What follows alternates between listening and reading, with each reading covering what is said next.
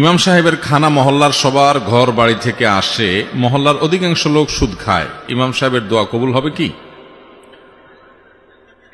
ভাই, ইমাম সাহেব ওয়াজ করেন হারাম ঘরের দোয়া কবুল হয় না, এবার ইমাম সাহেবই ধরে বসেন আপনারা যে সেই যদি হারাম খায় তার দোয়া কবুল হবে কিনা। দরকারি প্রশ্ন ভাই। আহা, ইমাম সাহেব বা উলামায়ে কেরাম এর কর্তব্য হলো তারা মানুষকে হারাম থেকে বিরত থাকার নির্দেশ শুধু দিবে তা নয়, তারা হারামকে সর্বতভাবে বর্জন করবেন।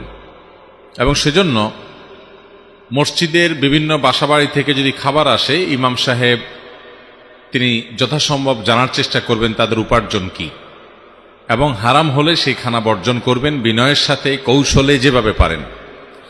আর তার চেয়ে আগের কর্তব্য মসজিদ কর্তৃপক্ষের যে তাদের ইমাম সাহেবের দোয়াটা অন্তত কবুল হোক।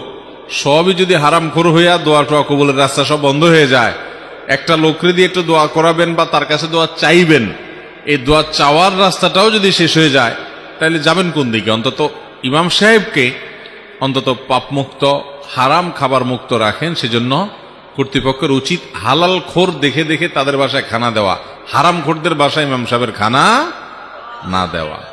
মুশকিল হলো